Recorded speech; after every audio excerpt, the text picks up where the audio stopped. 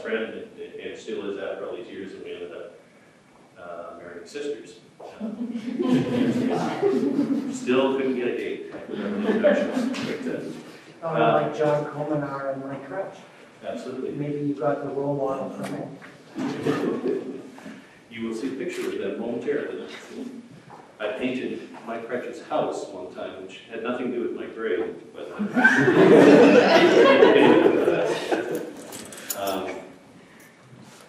but from being a Donna residence, being a small place, I was able to actually run and be elected to the Senate and get a little different view of the university. I was on the Dean's Advisory Council for a couple of years, which was particularly useful when it came to seizing alcohol at football games, because we got to keep it. So we always had the best parties afterwards. But from a scientific and from a career point of view, again, there were some real opportunities that turned out to pay off down the road. And one in particular is being a small school and having gone to summer school with chemistry 101 or 100, whichever one it was. I actually got to be a lab instructor in my second year. So I was 17 years old and was a lab instructor here for a couple of years, and then in organic chemistry. And I certainly would have never had those opportunities at a larger institution where, you know, postdocs, PhD students, etc., would have those positions. And that shaped very much, you know, what I've done in my career since. I also ended up working for Dr. Kretsch and Dr. Comanar for a summer as a research assistant doing chromatography, which basically constituted cutting up chromatograms and weighing them, because there was no integrators at that point. But and as it turns out, you'll see, basically I've spent the last 35 years since then in chromatography. So really it's done a lot to shape what my going forward. Of course, it wasn't all work. Oktoberfest, see if anyone can figure out who I am in that picture. I haven't had an operation, but they're, as I mentioned, made some very good lifelong friends that from the university to stay in touch with, now related to, going forward, and other friends. But my wife is spent a good part of her career as running the recruitment program for one of the large financial institutions, the Royal Bank. And so has recruited from campuses all across Canada, and they always particularly liked Laurier students, not just science, because they tended to score high in the factors of well-roundedness. And I think that is a reflection on the fact that it's a small enough campus that the social life, you know, can have an impact, can integrate into the studies, and you come out as a person with a broader set of skills. And I've lost track of everybody else in this picture, so if anybody can help me with that, that would be great. So, speaking of Dr. Comanar, there he is giving me my, in here somewhere, can't see from down here. He was the one who handed me, this is graduation. So now what, after graduation? What do I do with this degree? I'd always, I hadn't had, as I mentioned, I hadn't had a passion for chemistry when I arrived, but I think the opportunity to work in the labs, and particularly one set of experiments sticks in my head that helped develop that. It was a very simple experiment that maybe you've done, if they still do it, where you load a silica column and put down a spinach extract, some hexane or something, and you can see all the colored bands separate. So chromatography. And that was something, for some reason, gave me some insight into the fact that maybe I really enjoyed trying to communicate basic principles. And I enjoyed chemistry. But I'd always wanted to go into medicine, so like many other people, particularly the health science program here now, thought I got accepted to do McMaster, but thought maybe I should just take some time. So I foolishly went and worked at KW Hospital for a year in the psychiatric ward. And that's why I'm not in medicine anymore.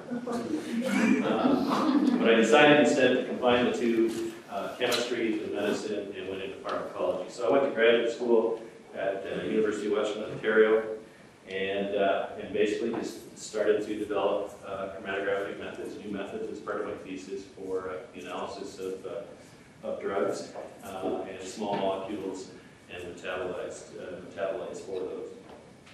you're going to see a theme here on chromatography. So clearly I've spent my life in separations, but I've only been married twice. That's a really bad joke.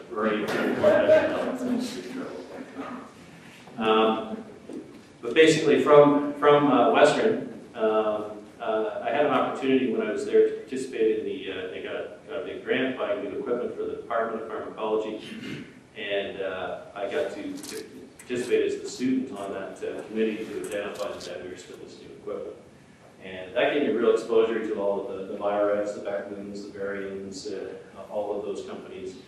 And I thought, this is pretty cool, these jobs. These guys, get to talk science, get to do stuff, they get to travel, they get a car, and they get a salary. And that was pretty attractive to me. So I ended up leaving there and working as an application scientist for Beckman for a number of years, which was basically traveling, doing science in kind of a fun way, because I got to do all the experiments at once and then leave the instruments with people. I didn't have to do all the repeats. And teaching chromatography. High performance chromatography, LC, was new then, particularly to proteins. So there was an opportunity for a lot of speaking engagements, and Beckman was very supportive of that. From there, I moved to California with Beckman to develop, to sort of move on the inside of that, to work in developing instrumentation for sale, HPLC instrumentation, so worked in Berkeley for a while. But once I was inside, really in a big organization, sometimes doesn't quite satisfy the entrepreneurial spirit. So came back to Canada, and I was fortunate enough to be able to found a company that, based on some technology that I developed with the support of the Ontario government, to build a large-scale separation plant, a continuous chromatography plant, and that became the largest plant in Canada, the third largest in the world for the production of food-grade proteins. And what's very interesting is you go through here, you're going to see a lot of different areas that are all based on some very core understandings that I think came out of the science program. So, Beckman Instruments, yeah, that's chromatography, I learned that. Proto-separations was chromatography, but it also required engineering, it required food chemistry.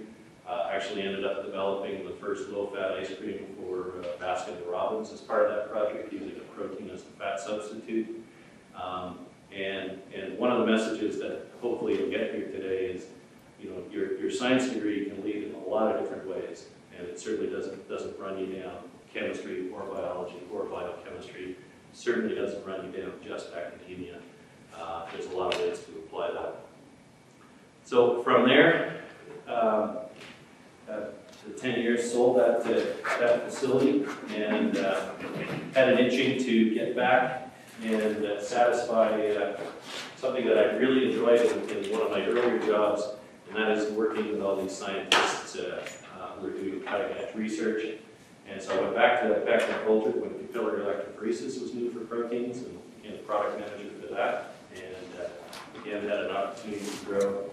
And then mass spec was new for proteins, and had an opportunity to found Cytrogen here in Canada, which was, surprise, a combination of mass spec with chromatographic surfaces. So you've seen a theme here. And built that operation here in Canada up to about $7 million in sales, and then was promoted and had an opportunity to move to Europe to run their European operations, and eventually became VP of sales worldwide. Tremendous opportunity to both meet a very wide range of scientists, particularly now focused in the area of personalized medicine and the discovery of biomarkers, which is what I work in now. Really opened my eyes to what is possible in terms of changing medicine through early detection of disease, as opposed to trying to treat it after it's developed too late in the stage. And came back to Canada to do exactly that, looked all over the world for technologies that could take advantage of all the discoveries that mass spec was generating, and really put those into practical